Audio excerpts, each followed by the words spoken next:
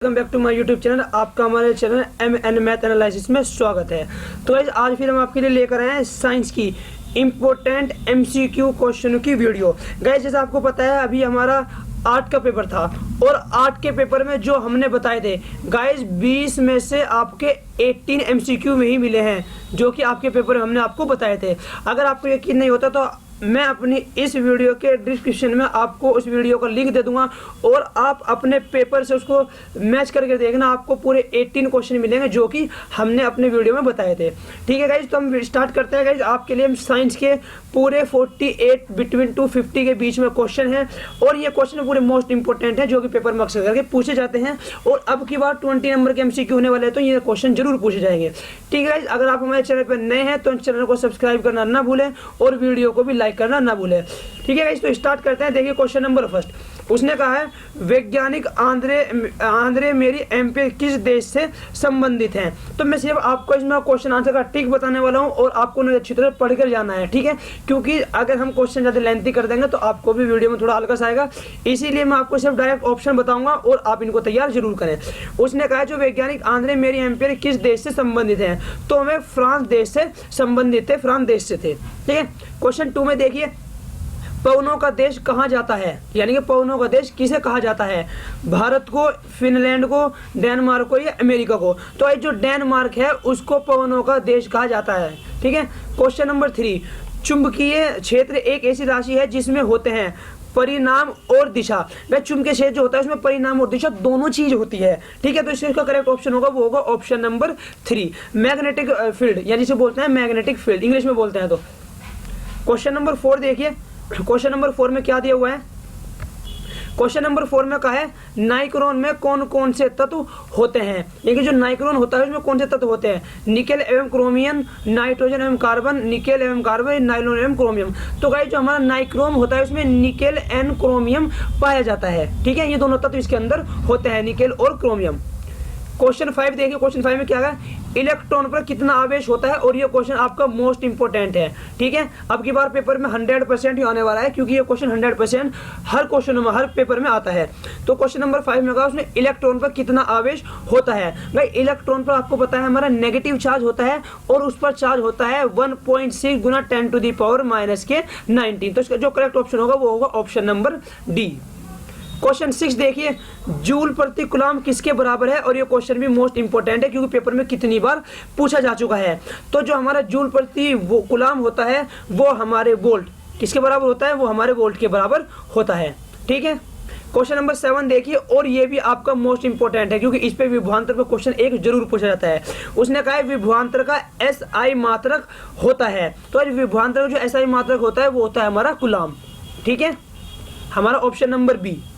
Question number 8 देखिए, question number 8 में क्या कहा उसने, क्वेश्चन नंबर 8 में कहा है विभवांतर मापने वाले यंत्र को कहते हैं और ये भी मोस्ट इंपोर्टेंट की श्रेणी का क्वेश्चन है आपका। तो जो हमारा विभवांतर होता है उसको हम मेजर करते हैं, वो किस में करते हैं, तो गाइस वो हम करते हैं वोल्ट मीटर में। ठीक है, जो हम विभवांतर को मेजर करते हैं वो हम वोल्ट मीटर में एम्पेयर करते हैं, मेजर करते हैं। अब देखिए और ये भी मोस्ट इंपोर्टेंट श्रेणी का क्वेश्चन है। उसने कहा शक्ति का SI मात्रक है, यानी जो शक्ति होता है उसका SI मात्रक क्या होता है, तो उसका SI मात्रक होता है वाट। ठीक है गाइस, जो शक्ति होता है उसका SI मात्रक होता है हमारा वाट। नेक्स्ट क्वेश्चन में चलते हैं। नेक्स्ट क्वेश्चन में हमें क्या दिया हुआ है, क्वेश्चन नंबर 10। क्वेश्चन नंबर 10 में कहा उसने समतल दर्पण द्वारा बना प्रतिबिंब होता है और ये क्वेश्चन भी मोस्ट इंपोर्टेंट की श्रेणी का है। ये सभी क्वेश्चन वे लिए गए हैं गाइस जो कि पेपर में अक्सर करके पूछे जाते हैं। इनमें से एक दो भी क्वेश्चन ऐसा नहीं है जो कि पेपर में नहीं पूछा गया, अक्सर पेपर में ये से क्वेश्चन ही पूछे जाते हैं और अब की बार MCQ होने वाले हैं तो अब की बार सबसे ज्यादा आपसे क्वेश्चन पूछे जाएंगे। तो अगर आपने चैनल सब्सक्राइब नहीं किया तो चैनल को सब्सक्राइब जरूर करें और वीडियो को लास्ट तक जरूर देखना। ठीक है, क्योंकि वीडियो के लास्ट में मैं आपको बताऊंगा कि आपको कौन से लॉन्ग और शॉर्ट क्वेश्चन करने हैं और उनकी भी आपको विद आंसर वीडियो दे दी जाएगी। ठीक है, क्वेश्चन नंबर 10 देखिए, 10 में कहा समतल दर्पण द्वारा बना प्रतिबिंब होता है। तो याद रखना जो समतल दर्पण के द्वारा प्रतिबिंब बनाता है वो हमेशा काल्पनिक होता है। ठीक है, क्वेश्चन 11 देखिए किसी वस्तु का आवर्धित प्रतिबिंब बनता है, यानी किसी भी वस्तु का जो आवर्धित प्रतिबिंब होता है वो कहां पर बनता है, वो हमेशा अवतल दर्पण बनता है। किसमें बनता है गाइस, अवतल दर्पण पर बनता है। ठीक है, ऑप्शन नंबर ए। क्वेश्चन 12 देखिए, हजामत बनाने के लिए प्रयोग किया जाता है और मोस्ट इंपोर्टेंट क्वेश्चन। हजामत का मतलब है कि जब हम शेविंग करते हैं या हम जो बाल की कटिंग करते हैं तो कौन से दर्पण का यूज किया जाता है। तो आपको बता दूं, जो हमारा होता है वो हमारा अवतल दर्पण होता है, जो कि हम शेविंग करते हुए, हजामत बनाते हुए लेंस का प्रयोग करते हैं। ठीक है, क्वेश्चन नंबर 12 देखते हैं। क्वेश्चन नंबर 12 में क्या दिया हुआ है, देखिए क्वेश्चन 12 तो हो गया। क्वेश्चन नंबर 13, क्वेश्चन 13 में कहा है निकट दृष्टि दोष में किस लेंस का प्रयोग होता है। मोस्ट इंपोर्टेंट क्वेश्चन जो कि आपके पेपर में पूछा जाना जरूर है। तो कौन से लेंस का किया जाता है, अवतल दर्पण के लेंस का यूज किया जाता है निकट दृष्टि दोष में। क्योंकि गाइस निकट दृष्टि दोष में हमें जो होती है पास की वस्तु सही दिखाई नहीं देती, और किसी भी पास की वस्तु को दूर दिखाने के लिए अवतल लेंस का प्रयोग किया जाता है। ठीक है, क्वेश्चन नंबर 14 देखिए। 14 में उसने क्या कहा है, धारा मापने के यंत्र को कहते हैं, और यह भी मोस्ट इंपोर्टेंट की श्रेणी का क्वेश्चन है। धारा पर भी आपको एक क्वेश्चन जरूर मिलने वाला है। तो जो हम धारा बोलते हैं हमारे करंट को, जो हम करंट मेजर करते हैं वो हम एमीटर में मेजर करते हैं। ठीक है गाइस, क्वेश्चन 15 देखिए, डायनमो से किस प्रकार की धारा प्राप्त होती है। तो जो डायनमो होता है उसपे दिष्ट धारा और प्रत्यवर्ती धारा दोनों प्रकार की धाराएं डायनमो के अंदर होती है, और इससे दोनों धाराएं क्या की जाती हैं, प्राप्त की जाती हैं। क्वेश्चन 16 देखिए, आवेश का मात्रक है, और यो भी आपका मोस्ट इंपोर्टेंट क्वेश्चन है जो कि पेपर में पूछा जाता है। तो आपको बता दूं, जो आवेश का मात्रक होता है वो होता है हमारा कूलाम। ठीक है, क्वेश्चन नंबर 13 देखिए, नवीकरणीय ऊर्जा का स्रोत है, यानी जो नवीकरणीय ऊर्जा होती है उसका स्रोत कौन सा है। तो उसका स्रोत होता है सौर ऊर्जा। ठीक है गाइस, सौर ऊर्जा होता है। क्वेश्चन नेक्स्ट देखिए, क्वेश्चन नंबर नेक्स्ट में हमें क्या दिया हुआ है, क्वेश्चन नंबर 18। क्वेश्चन 18 में कहा है इनमें से कौन अधातु होते हुए भी चमकीला होता है। अधातु मतलब वो एक धातु नहीं है, एक अधातु है पर फिर भी चमकीला होता है, वो होता है आयोडीन। ठीक है, जो कि क्या होता है, नमक होता है, जिस नमक को बोलते हैं आयोडीन। वो हमारा क्या होता है, वो अधातु होता है, धातु नहीं होता पर फिर भी क्या होता है, वो हमारा चमकीला होता है। ब्रोमीन और कार्बन आपकी दोनों क्या है, धातु है, पर आयोडीन आपकी धातु नहीं है, पर वो फिर भी चमकदार होता है। नेक्स्ट क्वेश्चन देखिए, क्वेश्चन नंबर 19। क्वेश्चन नंबर 19 में क्या दिया हुआ है, क्वेश्चन 19 में कहा है कार्बन की परमाणु संख्या कितनी होती है, और मोस्ट इंपोर्टेंट क्वेश्चन है। इसमें कार्बन की पूछा है, उसमें आपको नाइट्रोजन की, सोडियम की, इस तरह की, मैग्नीशियम की, आपसे इसकी संख्या पूछ सकता है। अब उसने कहा जो नाइट्रोजन है, जो कार्बन की परमाणु संख्या होती है वो कितनी होती है। तो इस कार्बन की जो परमाणु संख्या होती है वो होती है C6। ठीक है, तो क्या होती है, उसकी होती है 6। क्वेश्चन 20 देखिए, PbS और CuCl2 AQ, यानी जो बोलते हैं गैस उसको बोलते हैं क्या, PbCl2 बराबर उपयुक्त कार्बनिक रसायन होता है। तो आज देखिए, जब हम इन दोनों को प्लस करते हैं, उसको गर्म करते हैं, तो हमारा एक तो ये बनता है, और साथ में जो उपयुक्त कार्बनिक रसायन बनता है, यानी कि जो हमारी जो गैस निकलती है, जो ये होता है सॉलिड बनता है, उस अभिक्रिया को क्या बोलते हैं, उसको बोलते हैं विस्थापन अभिक्रिया।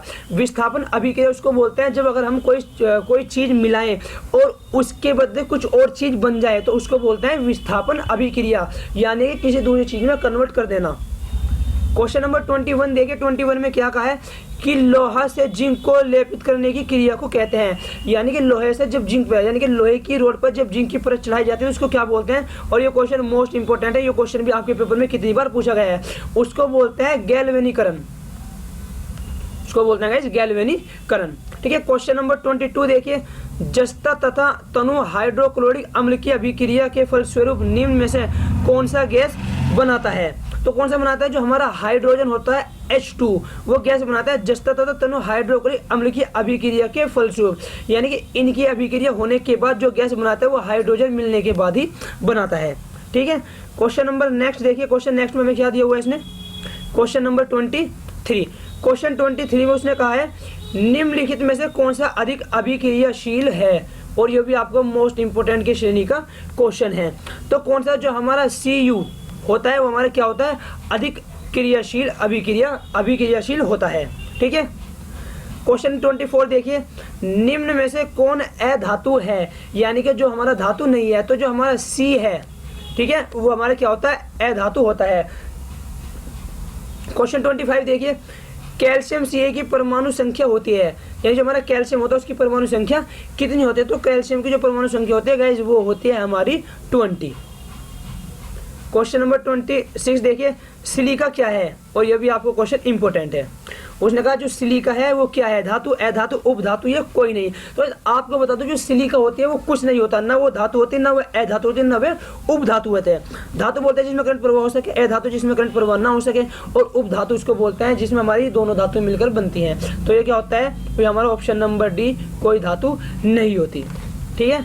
क्वेश्चन नंबर 27, नाइट्रोजन अणु में कितने सहसंयोजक बंधन होते हैं, 1, 2, 3 या 4। तो जो हमारे नाइट्रोजन होता है उसमें हमारे 3 बंधन होते हैं। ठीक है, बंधन बोलते हैं जो कार्बन होते हैं, वो यानी कि जो हमारे बॉन्ड जुड़े हुए होते हैं, वे हमारे कितने होते हैं, 3 होते हैं।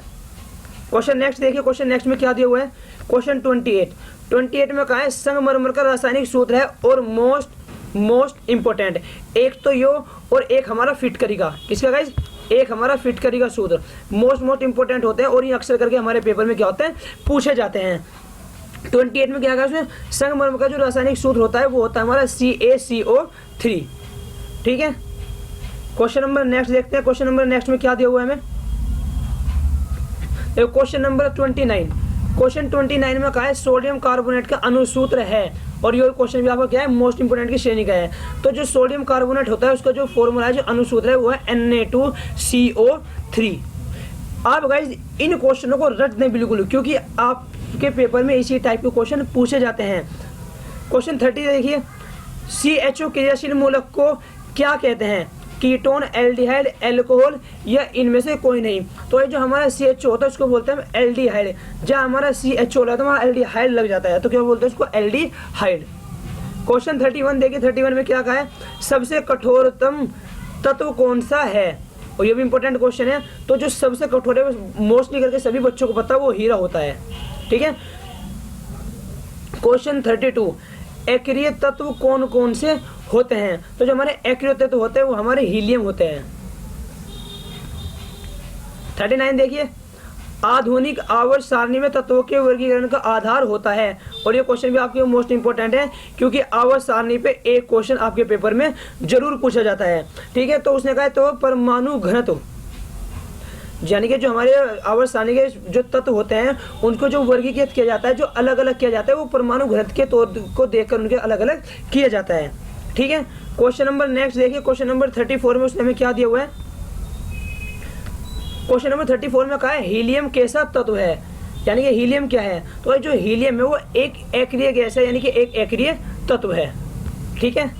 क्वेश्चन 35 देखिए, निषेचन क्रिया के पश्चात युग्मनज में क्या बनता है, तो निषेचन क्रिया के बाद जो बनता है वो हमारा बनता है भ्रूण। ठीक है। क्वेश्चन 36 देखिए, 36 में क्या है, अवशेषी अंक का उदाहरण है, एक अवशेषी और एक अवशोषी। क्या होता है, एक होता है हमारा अवशोषी। इस पर क्वेश्चन आप पर अक्सर करके पेपर में आपके पूछा जाता है। तो उसने कहा है जो अवशेषी अंक का उदाहरण कौन सा है, तो देखिए कर्ण पल्लव की पेशियां, पुच्छ, केशेरुकाएं और निषेचक पटल, ये तीनों इसके उदाहरण है गाइस। तो क्या है इसका करेक्ट ऑप्शन है ऑप्शन नंबर डी।